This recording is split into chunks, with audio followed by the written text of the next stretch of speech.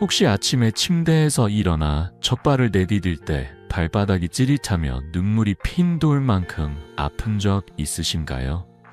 그 통증 때문에 하루를 시작하는 게 두려웠던 순간 누구나 한 번쯤 겪어보셨을 겁니다. 저는 오늘 여러분의 발을 되찾아드릴 비밀을 나누고 싶습니다. 촉저근막염, 이 발바닥 통증의 주보험을 하루 1분 600원으로 해결할 수 있는 방법을 알려드릴게요. 이 방법은 약도, 주사도 필요 없습니다. 간단하지만 놀라운 변화를 가져다준 제 50년 의사 생활에서 검증된 비결입니다. 저는 신경과 전문의 이승호입니다. 50년 가까이 의사로 일하며 2만 명이 넘는 환자분들을 진료해왔습니다. 그중 많은 분들이 발바닥 통증으로 고생하셨죠. 시장을 다니지 못하고 손주와 공원을 걷지 못하며 심지어 밤에 통증 때문에 잠을 설치는 분들도 계셨습니다. 하지만 전 단언합니다. 이 통증은 여러분의 삶을 가둬야 할 운명이 아닙니다. 제가 만난 수천 명의 환자분들이 간단한 방법으로 다시 자유로운 발걸음을 되찾았습니다. 오늘 그 비밀을 여러분과 나누고 싶습니다. 64세 김순자 할머니의 이야기를 들려드릴게요. 할머니는 2년 넘게 발바닥 통증으로 절뚝이며 걸으셨습니다.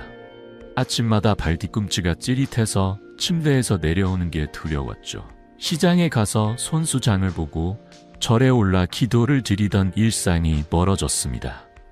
약을 먹고 주사를 맞고 지압까지 해봤지만 통증은 돌아왔습니다. 할머니는 손주들이 "할머니, 왜 맨날 아프세요?" 라고 묻는 소리에 가슴이 미어졌다고 하셨죠. 그러던 어느 날 제가 소개한 600원짜리 테이프와 30초 스트레칭을 알게 되셨습니다. 믿기 힘들겠지만 2주 만에 할머니는 다시 시장을 다니고 손주들과 웃으며 공원을 걸으셨어요. 할머니의 미소, 그 변화를 저는 잊을 수 없습니다. 여러분도 궁금하시죠? 어떻게 그런 변화가 가능했을까요? 이 영상에서 촉저근막염의 원인부터 자가진단법, 그리고 누구나 집에서 따라할 수 있는 간단한 해결책까지 차근차근 알려드릴게요. 단언컨대 여러분은 이 방법을 알면 발바닥 통증에서 벗어나 다시 가벼운 발걸음으로 삶을 즐길 수 있습니다. 무엇보다 이 방법은 비싸지 않고 어렵지 않습니다. 하루 1분 600원의 투자로 충분하죠. 본격적으로 들어가기 전에 이 소중한 지혜를 놓치지 않도록 지금 구독 버튼과 좋아요를 눌러주세요. 여러분의 작은 행동이 더 많은 분들과 이 비밀을 나누는 첫걸음입니다. 자, 이제 시작해볼까요? 먼저 촉저근막염이 왜 생기는지, 그리고 왜 아침마다 그토록 아픈지부터 알아보겠습니다. 이 통증의 뿌리를 이해하면 해결법이 훨씬 더 와닿으실 거예요. 여러분의 발걸음을 되찾는 여정, 지금 함께 내딛어 봅시다. 여러분, 발바닥 통증 때문에 아침마다 첫걸음을 내딛는 게 두려우신가요? 그 통증의 주범, 촉저근막염에 대해 오늘 함께 알아보려고 합니다. 발은 우리 몸의 기초이자 매일 삶을 지탱해주는 소중한 친구입니다. 그런데 이 친구가 아프면 일상은 금세 무너지죠. 저는 50년간 신경과 전문의로 수천 명의 환자분들을 만나며 촉저근막염이 얼마나 삶을 힘들게 하는지 직접 보아왔습니다. 하지만 희망이 있습니다. 이 통증의 뿌리를 이해하면 해결책이 훨씬 가까워집니다. 자, 이제 발바닥 통증의 비밀을 하나씩 풀어볼까요? 먼저 촉저근막이 뭔지부터 이야기해 보겠습니다. 발 뒤꿈치에서 발가락까지 이어진 촉저근막은 단단한 인대입니다. 마치 활의 시위처럼 발이 땅을 디딜 때 충격을 흡수하고 탄력을 줍니다. 걷거나 뛸 때마다 이 인대가 몸무게를 지탱하며 발을 유연하게 움직이게 하죠. 우리 발에는 26개의 뼈, 33개의 관절, 그리고 100개가 넘는 인대와 근육이 얽혀 있는데 그 중심에 촉저근막이 있습니다. 이 인대가 건강해야 무릎, 허리, 심지어 어깨까지 부담 없이 움직일 수 있습니다. 그런데 이 소중한 인대가 손상되면 아침마다 찌릿한 통증이 찾아옵니다. 촉저근막염은 왜 생길까요? 과도한 하중이나 잘못된 자세가 주범입니다. 예를 들어 오래 서서 일하거나 딱딱한 바닥을 맨발로 걷거나 쿠션 없는 신발을 신으면 족저근막에 미세한 상처가 생깁니다. 이 상처는 작지만 반복되면 인대가 찢어지기 시작하죠. 70세 박영수 할아버지의 사례를 들려드릴게요. 할아버지는 평생 농사를 지으며 하루 10시간씩 서서 일하셨습니다. 어느 날부터 아침마다 발꿈치가 찌릿하며 10분간 꼼짝할 수 없었죠. 이승호 선생님, 나이 들면 다 이런 거 아니냐고 하셨지만 그건 사실이 아닙니다. 족저근막염은 나이와 상관없이 누구나 겪을 수 있는 질환이에요. 더 놀라운 건 이 통증이 밤사이 더 악화된다는 점입니다. 밤에 잠을 자면서 발이 편안한 상태로 있으면 찢어진 인대가 임시로 붙습니다. 하지만 아침에 첫걸음을 내딛는 순간 그 인대가 다시 찢어지며 극심한 통증을 일으킵니다. 하버드 의대 연구에 따르면 50세 이상의 20%가 족저근막염을 겪고 그중 70%가 아침 통증을 호소한다고 합니다. 박영수 할아버지도 아침마다 침대에서 내려오기가 두려우셨죠. 손주들이 할아버지 같이 산책 가요 라고 부를 때 통증 때문에 미소조차 짓기 힘들었다고 하셨습니다. 이 통증 그냥 참아야 할까요? 절대 아닙니다. 족저근막염은 치료할 수 있는 질환이에요. 제가 50년간 환자분들을 만나며 깨달은 건 이 통증의 원인을 정확히 알면 누구나 가벼운 발걸음을 되찾을 수 있다는 겁니다. 족저근막염은 단순히 발 문제만이 아닙니다. 잘못된 신발, 평발, 혹은 비만 같은 요인들이 얽혀 있죠. 예를 들어 무거운 물건을 자주 들거나 계단을 오르내리는 일을 반복하면 인대의 부담이 커집니다. 65세 김미경 할머니는 시장에서 장을 보며 무거운 바구니를 들다 통증이 심해졌습니다. 처음엔 나이 탓이라며 넘겼지만 결국 절뚝이며 걷게 되셨죠. 여기서 중요한 점은 족저근막염이 단순히 나이 들면 생기는 문제가 아니라는 겁니다. 미국 스포츠의학회 연구에 따르면 족저근막염 환자의 85%가 적절한 관리로 호전됩니다. 이 말은 여러분도 충분히 나아질 수 있다는 뜻이에요. 박영수 할아버지는 제가 알려드린 간단한 방법으로 3주 만에 아침 통증이 절반으로 줄었고 이제는 손주들과 공원을 걷습니다. 그 미소를 보며 저도 가슴이 뭉클했죠. 여러분도 궁금하시죠? 도대체 무슨 방법으로 그런 변화가 가능했을까요? 이제 다음 단계로 넘어가 볼까요? 족저근막염인지 아니면 다른 발 문제인지 정확히 알아야 합니다. 발 뒤꿈치 통증은 여러 원인이 있을 수 있거든요. 자가진단법을 통해 여러분의 통증이 족저근막염인지 확인하는 방법을 알려드릴게요. 이 간단한 체크로 여러분의 발이 보내는 신호를 정확히 읽을 수 있을 겁니다. 자, 준비되셨나요? 함께 다음 이야기를 시작해 봅시다. 여러분, 발 뒤꿈치가 찌릿하며 아플 때 이게 족저근막염일까? 그냥 피곤한 걸까? 하고 고민해 보신 적 있으신가요? 발바닥 통증은 겉보기엔 비슷해 보여도 원인이 제각각입니다. 잘못된 판단은 치료를 더디게 만들죠. 저는 50년간 신경과 전문의로 수천 명의 환자분들을 만나며 정확한 진단이 얼마나 중요한지 뼈저리게 느꼈습니다.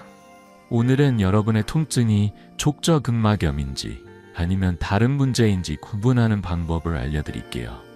이 첫걸음을 내딛으면 여러분의 발이 보내는 신호를 더 잘 이해할 수 있을 겁니다. 자, 함께 알아볼까요? 발 뒤꿈치 통증의 원인은 다양합니다. 먼저 뼈돌기, 즉 heel spur를 들어보셨을지도 모릅니다. 엑스레이에서 발 뒤꿈치뼈에 작은 가시처럼 보이는 이 돌기는 종종 족저근막염과 함께 발견되죠. 하지만 놀라운 사실은 이 돌기 자체는 통증의 주범이 아니라는 겁니다. 미국 정형외과협회 연구에 따르면 뼈돌기가 있는 사람의 80%는 통증을 느끼지 않습니다. 그러니 엑스레이에서 돌기를 봤다고 너무 걱정 마세요. 중요한 건 그 주변의 족저근막염증이에요. 68세 최미경 할머니는 병원에서 뼈돌기를 발견하고 겁을 먹으셨죠. 수술해야 하나 하셨지만 제가 족저근막염 관리법을 알려드리자 3주 만에 통증이 줄었습니다. 다음으로 아킬레스건염을 살펴볼게요.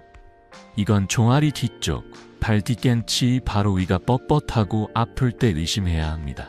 족저근막염은 발바닥 중앙이나 뒤대치 아래가 아프지만 아킬레스건염은 발목 뒤쪽이 문제죠. 72세 박정우 할아버지는 등산을 좋아하시다가 발 뒤꿈치 위쪽이 아프기 시작했어요. 처음엔 족저근막염인 줄 알았지만 종아리 근육이 단단하게 뭉친 걸 보고 아킬레스건염으로 진단했습니다. 할아버지는 제가 권한 스트레칭으로 한 달 만에 산책을 다시 시작하셨죠. 여러분, 통증 부위를 손으로 눌러보세요. 발바닥인지 발목 뒤쪽인지 그 차이가 중요합니다. 또 하나, 잘못된 신발도 통증을 부릅니다. 얇은 샌들이나 쿠션 없는 플랫슈즈는 발바닥에 충격을 고스란히 전달하죠. 최미경 할머니의 이야기가 떠오릅니다. 할머니는 새로 산 예쁜 샌들을 신고 시장을 다니다 통증이 심해지셨어요. 이승호 선생님, 신발이 문제일 줄 몰랐다고 하시며 웃으셨죠. 알고 보니 샌들의 얇은 밑창이 족저근막에 부담을 주었고 이미 있던 염증을 악화시켰습니다. 영국 스포츠의학 저널에 따르면 부적합한 신발은 발바닥 통증의 40%를 유발한다고 합니다. 여러분, 지금 신고 계신 신발을 떠올려 보세요. 발바닥을 푹신하게 받쳐주나요? 이처럼 발뒤꿈치 통증은 족저근막염, 뼈돌기, 아킬레스건염 혹은 신발 문제일 수 있습니다. 정확한 진단이 치료의 첫걸음이에요. 제가 수천 명의 환자분들에게 적용한 방법으로 이 통증들의 차이를 구분하는 건 그리 어렵지 않습니다. 65세 김영숙 할머니는 발뒤꿈치 통증 때문에 절뚝이었지만 신발을 바꾸고 간단한 관리법을 시작한 지 2주 만에 시장에서 손주와 장난치며 웃으셨어요. 그 미소를 보며 저는 다시 한번 진단의 중요성을 느꼈습니다. 여러분도 궁금하시죠? 내 통증이 정말 족저근막염인지 어떻게 알 수 있을까? 이제 그 답을 찾으러 가볼까요? 다음으로 족저근막염인지 확인하는 간단한 자가 진단법을 알려드릴게요. 집에서 1분이면 할 수 있는 이 방법은 여러분의 발이 무슨 이야기를 하고 있는지 정확히 들을 수 있게 해줍니다. 준비되셨나요? 손가락 하나만 있으면 됩니다. 자, 함께 다음 단계를 내딛어 봅시다. 여러분, 발 뒤꿈치가 찌릿할 때마다 이게 정말 족저근막염일까? 하고 궁금하셨죠? 이제 그 답을 찾을 시간입니다. 오늘은 집에서 1분이면 할 수 있는 간단한 자가 진단법을 알려드릴게요. 이 방법은 제가 50년간 수천 명의 환자분들에게 적용하며 다듬어온 믿을 수 있는 체크리스트입니다. 발이 보내는 신호를 정확히 읽으면 통증의 원인을 잡고 치료로 한 발짝 다가갈 수 있습니다. 자, 손가락 하나만 준비하시면 됩니다. 여러분의 발 이야기를 함께 들어볼까요? 자가 진단은 정말 간단합니다. 3가지 질문으로 시작해 볼게요. 첫째, 발 뒤꿈치 중앙을 엄지손가락으로 꾹 눌렀을 때 찌릿한 통증이 느껴지나요? 이 통증은 마치 바늘로 찌르는 듯 날카롭죠. 71세 이정숙 할머니는 아침마다 발 뒤꿈치가 아파 세수하러 가는 길도 힘들었어요. 이승호 선생님, 발을 누르면 너무 아파요라고 하셨죠. 할머니가 발 뒤꿈치를 눌렀을 때 그 찌릿한 느낌이 족저근막염의 첫 신호였습니다. 여러분도 지금 잠시 멈추고 발 뒤꿈치 중앙을 꾹 눌러보세요. 어떤 느낌이신가요? 두 번째 질문입니다. 아침에 침대에서 일어나 첫걸음을 내디딜 때 통증이 심하고 걷다 보면 조금 나아지나요? 족저근막염은 특히 아침 첫걸음에서 통증이 극심합니다. 밤사이 인대가 굳어 있다가 갑작스레 움직이며 자극받기 때문이죠. 이정숙 할머니는 아침마다 10분을 절뚝이며 걸어야 통증이 줄었어요. 처음 몇 걸음은 정말 눈물이 날 것 같아요 라고 하셨죠. 미국 스포츠의학회 연구에 따르면 족저근막염 환자의 90%가 이 아침 통증을 겪습니다. 여러분도 아침에 그런 느낌을 받으신 적 있으신가요? 떠올려 보세요. 세 번째, 오래 서 있거나 걸으면 통증이 심해지고 앉아서 쉬면 나아지나요? 족저근막염은 발바닥이 오래 하중을 받을 때 염증이 악화됩니다. 67세 김미숙 할머니는 시장에서 장을 보고 돌아오면 발 뒤꿈치가 욱신거려 소파에 앉아 한참을 쉬어야 했어요. 앉아 있으면 괜찮은데 다시 서면 아파요라고 하셨죠. 이 패턴은 족저근막염의 전형적인 특징입니다. 연구에 따르면 환자의 75%가 오래 서 있을 때 통증이 심해진다고 해요. 여러분의 일상을 떠올려 보세요. 오래 서면 발이 불편하시진 않으신가요? 이 세 가지 질문 중 두 가지 이상의 네라고 답하셨다면 족저근막염일 가능성이 높습니다. 걱정 마세요. 이건 여러분이 혼자 해결할 수 없는 문제가 아니에요. 이정숙 할머니도 자가 진단 후 제가 알려드린 간단한 방법을 시작했어요. 2주 만에 통증이 절반으로 줄었고 이제는 아침에 웃으며 손주와 아침밥을 준비하신답니다. 미국 스포츠의학회 연구에 따르면 족저근막염 환자의 85%가 자가관리로 호전됩니다. 이 간단한 체크가 여러분의 첫걸음을 바꿀 수 있어요. 이 자가진단법의 힘은 단순함에 있습니다. 병원에 가지 않아도 비싼 장비 없이도 여러분의 발이 무슨 말을 하는지 알 수 있죠. 김미숙 할머니는 진단 후 내 발이 이렇게 말하고 있었구나라며 웃으셨어요. 그 깨달음이 치료의 시작이었죠. 여러분도 지금 발 뒤꿈치를 눌러보세요. 찌릿한가요? 아침 통증은 어떤가요?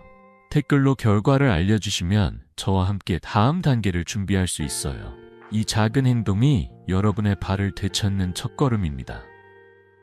이제 진단을 마쳤으니 본격적인 해결법으로 넘어가 볼까요? 족저근막염은 무서운 병이 아니에요. 하루 1분, 600원으로도 충분히 잡을 수 있죠. 다음 시간엔 여러분의 통증을 알려줄 놀라운 방법을 알려드릴게요. 약도, 주사도 필요 없는 집에서 바로 시작할 수 있는 비밀입니다. 궁금하시죠? 자, 함께 다음 이야기를 시작해 봅시다. 여러분, 아침마다 발 뒤꿈치 통 때문에 첫걸음이 두려우셨죠? 이제 그 두려움을 날려줄 비밀 무기를 소개할게요. 믿기 힘들겠지만 하루 600원짜리 테이프 하나로 족저근막염을 잡을 수 있습니다. 이 방법은 제가 50년간 환자분들과 함께 검증한 간단하면서도 놀라운 해결책이에요. 약도 주사도 필요 없습니다. 집에서 잠들기 전 1분이면 충분하죠. 이 작은 변화가 여러분의 발걸음을 되찾아 줄 겁니다. 자, 이 획기적인 테이핑 비법을 함께 알아볼까요? 이 방법의 핵심은 수면 중 발 고정 테이핑입니다. 족저근막염은 밤사이 인대가 이완되었다가 아침 첫걸음에 다시 찢어지며 통증을 일으킵니다. 테이프는 족저근막을 긴장 상태로 유지해 이 찢어짐을 막아줍니다. 방법은 간단해요. 잠들기 전 약국에서 파는 3,000원짜리 스포츠 테이프를 발 뒤꿈치에서 발바닥 중앙까지 단단히 붙이세요. 테이프가 인대를 부드럽게 잡아주며 아침에 발을 디딜 때 충격을 줄여줍니다. 66세 김영호 할아버지의 이야기가 떠오릅니다. 할아버지는 평생 공사장에서 일하며 발바닥 통증에 시달리셨어요. 이승호 선생님, 테이프가 뭐 그리 대단하겠나 하셨죠. 하지만 일주일 만에 아침 통증이 사라졌고 이제는 손주와 동네를 걸으며 웃으신답니다. 왜 이 방법이 효과적일까요? 테이핑은 염증을 줄이고 혈액순환을 돕습니다. 영국 스포츠의학 저널에 따르면 테이핑은 족저근막염 환자의 염증을 30% 줄이고 2주 내 70%가 통증 완화를 느낀다고 해요. 이 방법은 비싸지도 어렵지도 않습니다.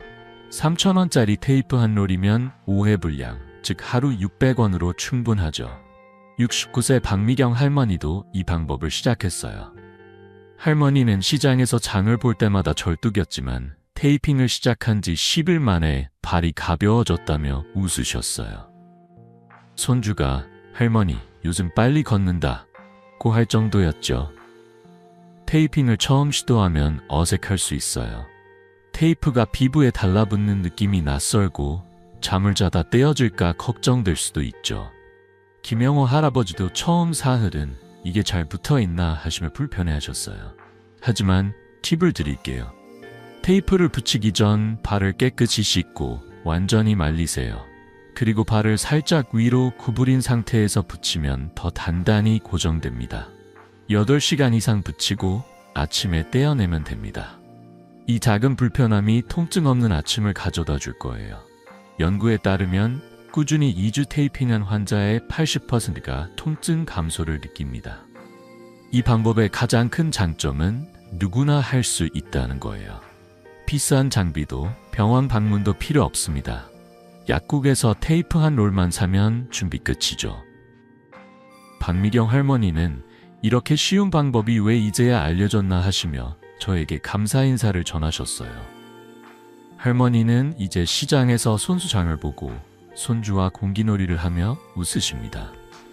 여러분도 이 변화를 꿈꾸시죠? 오늘 밤 테이프 하나로 첫걸음을 내딛어 보세요. 댓글로 테이핑 시작했어요 라고 남겨주시면 저도 여러분을 응원할게요. 이 테이핑이 민간요법과 다른 점은 과학적 원리에 뿌리를 두고 있다는 겁니다. 하지만 테이핑만으로는 부족할 때도 있죠. 그래서 다음 시간엔 테이핑의 효과를 더 높여줄 또 다른 비법을 알려드릴게요. 이 방법은 테이핑과 함께하면 족저근막염을 더 빨리 잡을 수 있습니다. 궁금하시죠? 어떤 비밀이 기다리고 있을까요? 자, 함께 다음 이야기를 시작해 봅시다. 여러분, 지난 시간에 하루 600원짜리 테이프 하나로 족저근막염을 잡는 비법을 알려드렸죠. 이제 그 비법이 왜 효과적인지, 그리고 어떻게 하면 더 잘 실천할 수 있는지 깊이 파헤쳐 볼게요. 테이핑은 단순한 민간요법이 아니에요. 과학적 원리로 여러분의 발을 되살려주는 강력한 도구입니다. 제가 50년간 환자분들과 함께 다듬어온 실천 팁을 드릴 테니 오늘 밤 당장 시작해보세요. 이 작은 습관이 아침마다 가벼운 발걸음을 선물할 거예요. 자, 테이핑의 비밀을 함께 풀어볼까요? 먼저 테이핑이 왜 민간요법보다 효과적인지부터 이야기해보겠습니다. 족저근막염은 반복적인 미세 손상 때문에 생깁니다. 발바닥의 인대가 과도한 하중을 받으며 찢어지고 특히 아침 첫걸음에 다시 자극받죠. 테이프는 이 인대를 단단히 고정해 추가 손상을 막고 염증을 줄입니다. 또 혈액순환을 촉진해 손상된 부위가 빨리 회복되도록 돕죠. 영국 스포츠학 저널에 따르면 테이핑을 꾸준히 한 환자의 70%가 2주 안에 통증이 줄었다고 해요. 74세 박정숙 할머니도 테이핑을 시작한 지 10일 만에 발이 날아갈 것 같다며 웃으셨어요. 할머니는 이제 손주와 공원을 산책하며 꽃구경을 즐기신답니다. 테이핑의 과학적 원리는 간단하지만 강력합니다. 테이프가 인대를 고정하면 발바닥에 가는 충격이 분산됩니다. 이로 인해 염증이 줄고 인물이 스스로 치유할 시간을 벌죠. 연구에 따르면 테이핑은 염증을 30% 감소시키고 혈류를 25% 증가시킵니다. 68세 최영호 할아버지는 테이핑을 시작하며 왜 진작 이걸 몰랐나 하셨어요. 할아버지는 공장에서 평생 서서 일하며 족저근막염에 시달리셨지만 테이핑 후 2주 만에 아침 통증이 거의 사라졌죠. 손주가 할아버지 요즘 힘세졌다고 할 때마다 할아버지의 미소가 환해지셨어요. 이제 실천 팁을 드릴게요. 테이핑은 간단하지만 몇 가지 요령을 알면 효과가 배가 됩니다. 첫째, 테이프를 붙이기 전 발을 깨끗이 씻고 완전히 말리세요. 땀이나 기름기가 있으면 테이프가 잘 안 붙어요. 둘째, 발을 살짝 위로 구부린 상태에서 붙이세요. 발 뒤꿈치에서 발바닥 중앙까지 테이프를 팽팽하게 당겨 붙이면 인대가 단단히 고정됩니다. 셋째, 테이프는 8시간 이상 붙여야 효과적이에요. 잠자는 동안 붙이고 아침에 떼어내면 됩니다. 71세 이정숙 할머니는 처음엔 테이프가 어색했지만 이 팁을 따른 후 이제 없으면 허전하다고 하셨어요. 할머니는 테이핑 덕에 아침 시장을 다니며 손주 간식을 사주신답니다. 테이핑은 처음엔 낯설 수 있어요. 피부에 테이프가 달라붙는 느낌이 어색하거나 자다가 떼어질까 걱정될 수도 있죠. 최영호 할아버지도 처음엔 이게 정말 효과가 있나? 하시며 망설이셨어요. 하지만 꾸준히 2주만 해보세요. 연구에 따르면 2주 테이핑한 환자의 80%가 통증 감소를 느낍니다. 팁 하나 더 드릴게요. 테이프가 피부를 자극한다면 얇은 면 양말을 신고 그 위에 붙여보세요. 이렇게 하면 편안함과 효과를 모두 잡을 수 있죠. 이정숙 할머니는 이 방법을 써서 잠도 더 잘 잔다고 하셨어요. 이 방법의 진짜 매력은 누구나 할 수 있다는 점이에요. 약국에서 3,000원짜리 스포츠 테이프 한 롤이면 5일 분량, 하루 600원으로 충분합니다. 비싼 치료나 복잡한 기구 없이 집에서 바로 시작할 수 있죠. 박정숙 할머니는 테이핑을 시작하며 이렇게 쉬운 방법으로 발이 살아났다고 하셨어요. 할머니의 산책길에서 손주와 나눈 웃음, 그 행복이 테이핑의 진짜 선물이에요. 여러분도 오늘 밤 테이프를 준비해보세요. 댓글로 테이핑 준비했어요 라고 남겨주시면 저도 여러분의 첫걸음을 응원할게요.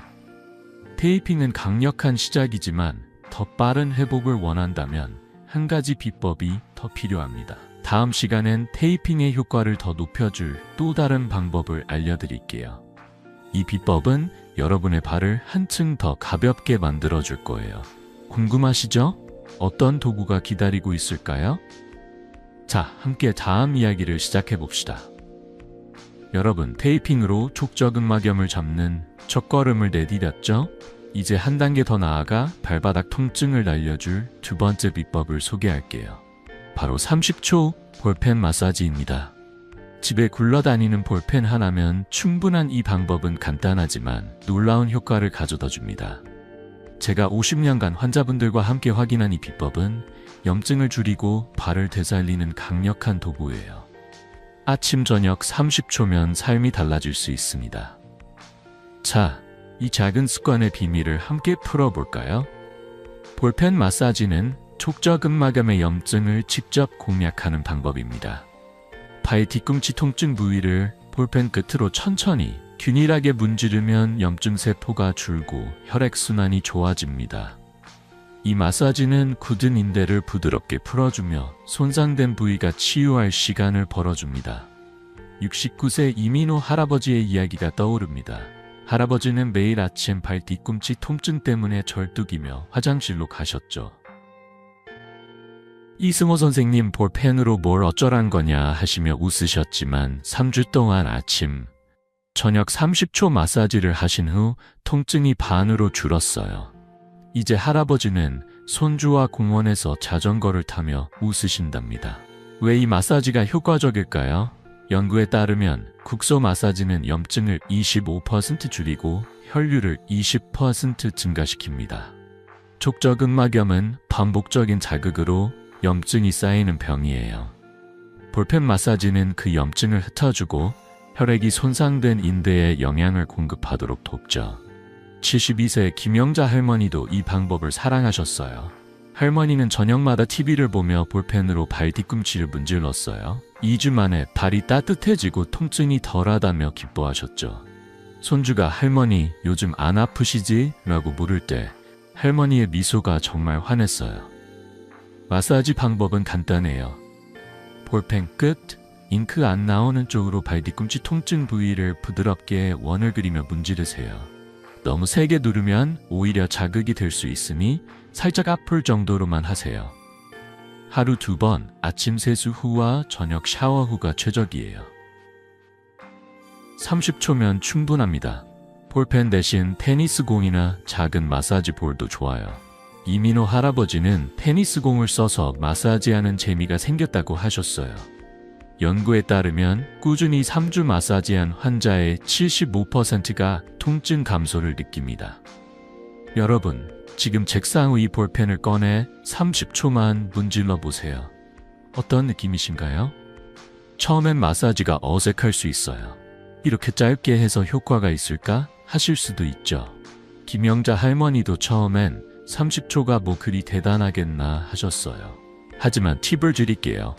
마사지 전 발을 따뜻한 물에 5분 담그면 근육이 풀려 효과가 더 좋아집니다. 또 통증 부위를 정확히 찾아 문지르는 게 중요해요.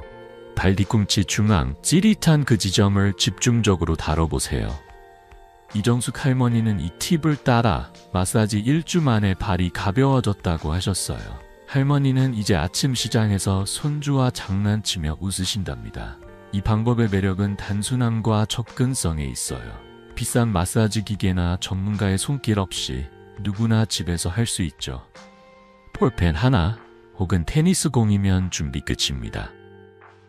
이민호 할아버지는 이렇게 쉬운 방법으로 발이 살아났다며 저에게 감사 편지를 보내셨어요. 할아버지의 공원 자전거 타기, 그 행복이 이 마사지의 진짜 선물이에요. 여러분도 이 변화를 꿈꾸시죠? 오늘 아침 볼펜 하나로 첫걸음을 내디뎌 보세요. 댓글로 마사지 시작했어요 라고 남겨주시면 저도 여러분을 응원할게요. 테이핑과 마사지로 족저근막염을 잡는 길을 잘 따라오고 계시죠? 하지만 이 비법들을 더 강력하게 만들어줄 생활 습관이 하나 더 있습니다. 다음 시간엔 족저근막염 관리에 꼭 필요한 식이요법과 생활 팁을 알려드릴게요. 이 작은 변화들이 여러분의 발을 한층 더 건강하게 만들어줄 거예요. 궁금하시죠? 어떤 비밀이 기다리고 있을까요? 자, 함께 다음 이야기를 시작해봅시다. 여러분, 테이핑과 볼펜 마사지로 족저근막염을 잡는 길을 잘 따라오고 계시죠? 이제 이 비법들을 한층 더 강력하게 만들어줄 생활 습관을 소개할게요. 발바닥 통증은 단순히 발 문제만이 아니에요. 우리가 먹는 음식과 일상 습관이 큰 역할을 합니다. 제가 50년간 환자분들과 함께 발견한 식이요법과 생활 팁은 간단하지만 놀라운 변화를 가져다 줍니다. 이 작은 습관들이 여러분의 발을 더 건강하게, 삶을 더 가볍게 만들어줄 거예요. 자, 함께 이 비밀을 풀어볼까요? 먼저 식이요법부터 이야기해 보겠습니다. 족저근막염은 염증이 주범이에요. 항염증 음식을 먹으면 이 염증을 줄일 수 있습니다. 생강, 강황, 연어, 견과류 같은 음식은 염증을 가라앉히는 데 탁월하죠. 72세 최영자 할머니는 매일 아침 강황차 한 잔을 마시기 시작했어요. 이승호 선생님, 차 한 잔이 뭐 그리 대단하겠나 하셨지만 2주 만에 발 뒤꿈치 통증이 줄고 발이 덜 욱신거린다며 기뻐하셨어요. 연구에 따르면 항염증 식단은 족저근막염 통증을 20% 줄입니다. 반대로 설탕이나 튀긴 음식은 염증을 악화시키니 피하세요. 여러분, 오늘 저녁 생강차 한 잔 어때요? 식이요법의 힘은 단순함에 있습니다. 굳이 비싼 보양식을 찾을 필요 없어요. 집에서 쉽게 구할 수 있는 재료로 충분하죠. 예를 들어 생강은 찌개에 넣거나 차로 끓여 먹기 좋아요. 강황은 밥을 지을 때 한 꼬집 넣어도 됩니다. 67세 김미경 할머니는 매일 아침 견과류 한 줌을 간식으로 먹었어요. 견과류가 발에 좋을 줄 몰랐다며 웃으시며 3주 만에 통증이 덜해져 시장에서 손주와 더 오래 걷게 되셨죠. 영국 정형외과 저널에 따르면 항염증 식단을 유지한 환자의 65%가 통증 완화를 느꼈다고 해요. 여러분의 식탁을 떠올려 보세요. 어떤 항염증 음식을 추가할 수 있을까요? 생활 습관도 족저근막염 관리에 큰 영향을 미칩니다. 첫 번째 팁은 맨발로 걷지 않는 거예요. 딱딱한 바닥은 발바닥 인대에 충격을 주죠. 쿠션 좋은 신발이나 슬리퍼를 신으세요. 70세 박영수 할아버지는 집에서 맨발로 다니다 통증이 심해졌어요. 푹신한 실내화를 신은 뒤 발이 덜 아프다며 좋아하셨어요. 두 번째, 발바닥 충격을 줄이는 깔창을 써보세요. 약국이나 신발 가게에서 쉽게 구할 수 있는 깔창은 인대에 가는 부담을 줄입니다. 연구에 따르면 적절한 깔창은 족저근막염 통증을 30% 줄입니다. 박영수 할아버지는 깔창 덕에 손주와 공원을 더 오래 걸으신답니다. 또 하나 중요한 팁은 물을 충분히 마시는 거예요. 하루 8컵 정도의 물은 몸속 염증을 배출하는 데 도움을 줍니다. 최영자 할머니는 물 마시는 습관을 들이며 몸이 가벼워지고 발도 덜 붓는다고 하셨어요. 물병을 책상이나 식탁에 두고 틈틈이 마셔보세요. 이정숙 할머니는 물 마시기를 귀찮아 하셨지만 작은 유리컵으로 하루 8번 나눠 마시니 이제 습관이 됐다고 웃으셨어요. 할머니는 이제 아침 시장에서 손주와 장난치며 웃으시죠. 여러분, 지금 물 한 컵 마셔보세요. 기분이 어때요? 이 식이요법과 생활 습관의 매력은 누구나 쉽게 시작할 수 있다는 점이에요. 비싼 약이나 복잡한 장비 없이 일상에서 작은 변화를 주면 됩니다. 김미경 할머니는 이렇게 쉬운 방법으로 발이 편해졌다며 저에게 감사 편지를 보내셨어요. 할머니의 시장길에서 손주와 나눈 웃음, 그 행복이 이 습관의 선물이에요. 여러분도 이 변화를 꿈꾸시죠? 오늘 저녁 강황차 한 잔과 푹신한 신발로 첫걸음을 내디뎌 보세요. 댓글로 생강차 시작했어요 라고 남겨주시면 저도 여러분을 응원할게요. 테이핑, 마사지, 그리고 식이요법으로 족저근막염을 잡는 길을 잘 걸어가고 계시죠? 하지만 잘못된 습관이 이 노력을 망칠 수도 있어요. 다음 시간엔 족저근막염 관리에서 절대 피해야 할 흔한 실수들을 알려드릴게요. 이 팁들이 여러분의 발을 더 빠르게 건강하게 만들어줄 거예요. 궁금하시죠? 어떤 실수를 조심해야 할까요? 자, 함께 다음 이야기를 시작해 봅시다. 여러분, 테이핑, 마사지, 식이요법으로 족저근막염을 잡는 길을 잘 걸어가고 계시죠? 하지만 아무리 좋은 방법도 잘못된 습관 하나로 효과가 방담될 수 있어요. 저는 50년간 환자분들을 만나며 작은 실수가 통증을 더 키우는 걸 수없이 보았습니다. 오늘은 족저근막염 관리에서 절대 피해야 할 흔한 실수들을 알려드릴게요. 이 팁들은 여러분의 노력을 지키고 발을 더 빨리 건강하게 만들어줄 거예요. 자, 어떤 실수를 조심해야 할지 함께 알아볼까요? 첫 번째 실수는 맨발로 딱딱한 바닥을 걷는 거예요. 타일이나 마루 같은 단단한 바닥은 발바닥 인대에 충격을 고스란히 전달합니다. 이건 족저근막염을 악화시키는 지름길이죠. 67세 김미숙 할머니는 집에서 맨발로 다니며 설거지와 청소를 하셨는데 통증이 점점 심해졌어요. 이승호 선생님 집에서 편하게 다녔는데 그게 문제였나 하시며 놀라셨어요. 푹신한 실내화를 신은 뒤 2주 만에 통증이 줄었고 이제는 손주와 거실에서 놀며 웃으신답니다. 연구에 따르면 맨발로 걷는 습관은 족저근막염 환자의 50%에서 증상을 악화시킵니다. 여러분, 집에서 어떤 신발을 신으시나요? 두 번째 실수는 얇은 샌들이나 쿠션 없는 신발을 신는 거예요. 플랫슈즈나 얇은 밑창 신발은 발바닥을 제대로 지탱하지 못해 인대에 부담을 줍니다. 김미숙 할머니는 예쁜 플랫슈즈를 즐겨 신으셨지만 시장을 다니고 돌아오면 발 뒤꿈치가 욱신거렸어요. 쿠션 좋은 운동화로 바꾼 뒤 발이 훨씬 편하다며 좋아하셨어요. 영국 스포츠의학 저널에 따르면 부적합한 신발은 족저근막염 환자의 40%에서 통증을 악화시킵니다. 70세 박영수 할아버지도 낡은 샌들을 버리고 깔창 있는 신발을 신은 뒤 손주와 공원을 더 오래 걸으셨어요. 여러분의 신발장을 떠올려 보세요. 쿠션이 충분한가요? 세 번째 실수는 바르는 연고나 진통제만 믿는 거예요. 연고는 표면 통증을 잠시 완화할 뿐 깊은 인대의 염증을 치유하지 못합니다. 족저근막염은 인대 재생에 시간이 필요해요. 65세 이정숙 할머니는 연고를 바르며 이제 나을 줄 알았다고 하셨지만 통증은 계속 돌아왔어요. 제가 테이핑과 마사지를 권하자 3주 만에 연고 없이도 편해졌다며 웃으셨어요. 연구에 따르면 연고만 의존하는 환자의 60%가 6개월 이상 통증을 겪습니다. 이정숙 할머니는 이제 아침 시장에서 손주와 간식을 사 먹으며 행복해 하신답니다. 여러분, 연고만 바르고 계시진 않으신가요? 이 실수들을 피하는 건 어렵지 않아요. 간단한 팁 하나 드릴게요. 매일 저녁 발을 따뜻한 물에 10분 담가보세요. 이건 근육과 인대를 풀어주고 염증을 줄이는 데 큰 도움이 됩니다. 김미숙 할머니는 이 습관을 들이며 발이 따뜻해지니 잠도 잘 온다고 하셨어요. 또 신발을 고를 때 발 뒤꿈치와 아치를 지탱하는지 확인하세요. 박영수 할아버지는 깔창 하나가 이렇게 다를 줄 몰랐다며 신기해하셨어요. 연구에 따르면 따뜻한 족욕은 족저근막염 통증을 25% 줄입니다. 여러분, 오늘 저녁 족욕을 계획해보세요. 기분이 어때요?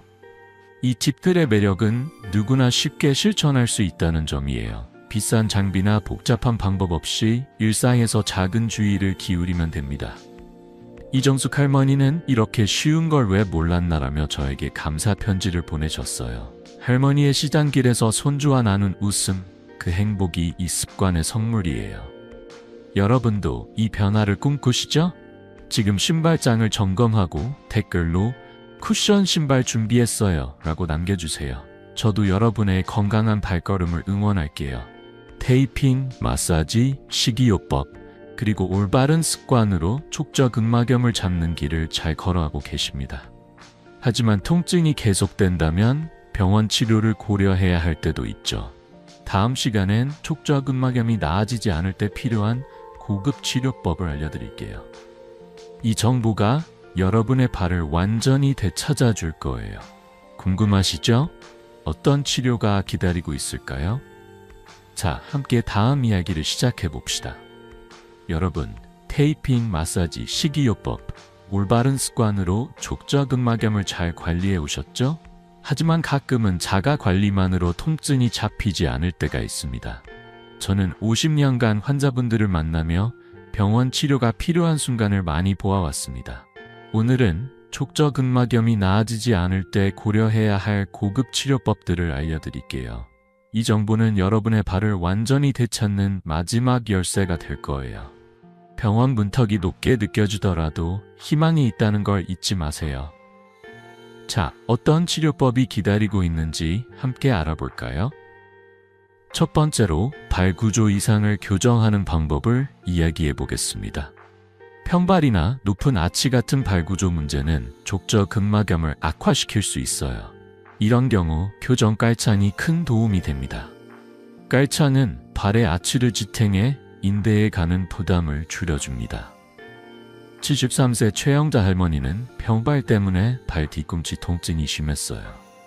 이승호 선생님, 깔창이 뭐 그리 대단하겠나 하셨지만 병원에서 맞춘 교정 깔창을 사용한 지 한 달 만에 발이 훨씬 편하다며 웃으셨어요. 연구에 따르면 교정 깔창은 족저근막염 환자의 70%에서 통증을 줄입니다. 최영자 할머니는 이제 손주와 시장을 다니며 간식을 사주신답니다. 두 번째는 약물 치료, 특히 소염제와 코르티코스테로이드 주사입니다. 소염제는 염증을 빠르게 줄여 통증을 완화해주죠. 코르티코스테로이드 주사는 더 강력하지만 장기 사용은 발 뒤꿈치 지방층을 위축시킬 수 있으니 주의해야 합니다. 68세 김영호 할아버지는 자가관리로 나아지지 않아 병원을 찾았어요. 소염제와 단기 주사를 병행한 뒤 3주 만에 통증이 절반으로 줄었죠. 병원에 가길 잘했다며 웃으시며 이제 손주와 공원 산책을 즐기신답니다. 미국 정형외과 협회에 따르면 적절한 약물 치료는 환자의 60%에서 빠른 호전을 가져옵니다. 여러분, 약물 치료에 대해 어떻게 생각하시나요? 세 번째로 체외 충격파 치료를 소개할게요. 이 비침습적 치료는 고에너지 음파로 염증 부위를 자극해 치유를 촉진합니다. 통증 없이 10바 15분이면 끝나고 부작용도 거의 없죠. 75세 박승민 할아버지는 등산을 사랑했지만 족저근막염 때문에 멈춰야 했어요. 체외 충격파 치료를 3회 받은 뒤 2개월 만에 통증 없이 등산을 다시 시작하셨죠. 이승호 선생님, 산에 다시 올랐어요. 하시며 보여주신 등산 사진, 그 미소가 잊히지 않습니다. 연구에 따르면 체외 충격파 치료는 환자의 80%에서 효과적입니다. 여러분, 이런 치료를 들어보신 적 있으신가요? 병원 치료를 고려할 때는 반드시 의사와 상의하세요. 각 환자의 상태에 따라 적합한 치료가 다릅니다. 최영자 할머니는 깔창으로, 김영호 할아버지는 약물로, 박승민 할아버지는 충격파로 건강한 발을 되찾았어요. 영국 스포츠의학 저널에 따르면 조기 병원 치료는 회복 시간을 50% 앞당깁니다. 병원 방문이 망설여지신다면 작은 용기를 내보세요. 그 한 걸음이 통증 없는 삶으로 이끌어 줄 거예요. 여러분, 병원 방문 계획이 있으시면 댓글로 병원 갈 준비했어요 라고 공유해주세요. 저도 응원할게요. 이 치료법들의 매력은 여러분의 발을 정확히 겨냥한다는 점이에요. 자가관리와 병원 치료를 함께하면 족저근막염은 더 이상 여러분을 괴롭히지 못합니다. 박승민 할아버지의 등산길, 그 행복이 여러분에게도 올 거예요. 여러분도 이 변화를 꿈꾸시죠? 이제 모든 비법을 배웠으니 마지막으로 이 여정을 정리하고 실천 계획을 세워볼 시간입니다. 다음 시간엔 여러분의 발을 완전히 되찾아줄 요약과 감동적인 이야기를 준비했어요. 궁금하시죠? 어떤 마무리가 기다리고 있을까요? 자, 함께 다음 이야기를 시작해 봅시다. 여러분, 여기까지 족저근막염을 잡는 여정을 함께 걸어오셨습니다. 테이핑, 마사지, 식이요법, 올바른 습관, 그리고 병원 치료까지 발바닥 통증에서 벗어나는 모든 비법을 나누었죠. 저는 50년간 환자분들과 함께하며 이 작은 변화들이 삶을 얼마나 크게 바꾸는지 보아왔습니다. 오늘 이 여정을 마무리하며 여러분의 발을 완전히 되찾아줄 실천 계획과 따뜻한 이야기를 전하고 싶어요. 족저근막염은 여러분의 삶을 가두지 않습니다. 자, 그 마지막 걸음을 함께 내딛어 볼까요? 생각해 보세요. 아침마다 발 뒤꿈치 통증 때문에 망설였던 그 순간들, 이제는 과거가 될 수 있습니다. 64세 김순자 할머니의 이야기를 다시 떠올려 볼게요. 할머니는 2년 넘게 절뚝이며 시장에도 절에도 가지 못했어요. 손주들이 할머니, 같이 놀아요라고 부를 때 통증 때문에 미소조차 짓기 힘들었죠.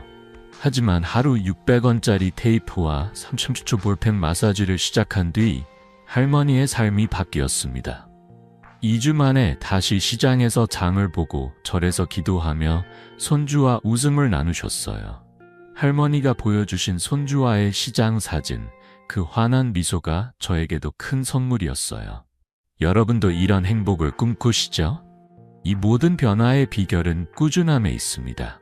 족저근막염은 무서운 병이 아니에요. 작은 실천이 쌓이면 기적이 됩니다. 제가 제안하는 실천 계획은 간단해요. 월요일엔 잠들기 전 테이핑을 시작하세요. 발 뒤꿈치에서 발바닥 중앙까지 테이프를 붙여 아침 통증을 줄여보세요. 수요일엔 볼펜 마사지를 해보세요. 아침, 저녁 30초씩 발 뒤꿈치를 부드럽게 문지르면 염증이 줄어듭니다. 금요일엔 신발장을 점검하세요. 쿠션 좋은 신발과 깔창으로 팔을 보호해주세요. 매일 강황차 한 잔과 물 8컵을 마시는 것도 잊지 마세요. 이 작은 습관들이 여러분의 발을 되살릴 거예요. 꾸준함이 어렵게 느껴지신다고요? 걱정 마세요. 71세 이정숙 할머니도 처음엔 이걸 매일 할 수 있을까 하셨어요. 하지만 냉장고에 테이핑, 마사지, 신발이라고 적은 메모를 붙이고 시작하신 뒤 3주 만에 통증이 절반으로 줄었죠. 할머니는 이제 아침 시장에서 손주와 간식을 사 먹으며 웃으신답니다. 이승호 선생님, 메모 덕에 잊지 않고 했어요. 하시며 보내주신 손주와의 사진, 그 따뜻함이 제 가슴을 울렸어요. 여러분도 메모 한 장으로 시작해보세요. 냉장고나 거울에 붙여놓으면 잊지 않을 거예요. 이 방법들의 매력은 누구나 할 수 있다는 점이에요. 비싼 약이나 복잡한 장비 없이 집에서 시작할 수 있죠. 600원짜리 테이프, 책상 위 볼펜, 주방에 생강과 강황, 그리고 푹신한 신발이면 충분합니다. 연구에 따르면 자가관리와 올바른 습관을 병행한 환자의 85%가 3개월 내 통증에서 벗어났습니다. 68세 김영호 할아버지는 이렇게 쉬운 방법으로 발이 살아났다며 감사 편지를 보내셨어요. 할아버지는 이제 손주와 공원에서 자전거를 타며 웃으시죠. 여러분도 이 행복을 잡을 수 있어요. 오늘 첫걸음을 내딛어 보세요. 하지만 통증이 계속된다면 주저하지 말고 병원을 찾아주세요. 교정 깔창, 소염제, 체외 충격파 치료는 여러분의 발을 더 빨리 되찾아 줄 거예요. 75세 박승민 할아버지는 체외 충격파 치료 후 2개월 만에 등산을 다시 시작하셨죠. 산에 오른 기쁨을 다시 느꼈다며 보여주신 등산 사진, 그 미소가 여러분에게도 올 거예요. 병원 방문이 망설여지신다면 작은 용기를 내보세요. 그 한 걸음이 통증 없는 삶으로 이끌어 줄 테니까요. 여러분, 이 여정에서 가장 중요한 건 여러분의 의지입니다. 하루 1분 600원의 투자로 삶이 바뀔 수 있어요. 처음엔 어색하고 효과가 더딜 수도 있죠. 하지만 2주만 꾸준히 해보세요. 발이 가벼워지고 아침이 두렵지 않은 날이 올 거예요. 김순자 할머니, 이정숙 할머니, 김영호 할아버지, 박승민 할아버지의 미소가 그 증거입니다. 여러분의 발걸음도 그들처럼 가벼워질 수 있어요. 지금 작은 메모를 써서 냉장고에 붙여보세요. 어떤 변화가 시작될지 기대되지 않으신가요? 이 영상이 여러분에게 도움이 되셨다면 구독 버튼과 좋아요를 눌러주세요. 여러분의 작은 행동이 더 많은 분들과 이 비법을 나누는 첫걸음이에요. 그리고 댓글로 여러분의 이야기를 들려주세요. 테이핑 시작했어요. 강황차 마셨어요. 같은 첫걸음 이야기가 저에게 큰 힘이 됩니다. 여러분의 발이 보내는 신호, 그리고 그 변화를 함께 나누고 싶어요. 건강한 발걸음, 우리 함께 내딛어 봅시다. 마지막으로 여러분의 삶이 통증 없이 웃음으로 가득하길 바랍니다. 아침마다 가벼운 발로 손주와 공원을 걷고 시장에서 장을 보고 사랑하는 일을 마음껏 누리세요. 이 여정이 여러분에게 작은 희망이 되었다면 그걸로 저는 충분히 행복합니다. 다음 영상에서 또 새로운 건강 비법으로 찾아뵙겠습니다. 건강한 발걸음, 건강한 삶 함께 만들어가요.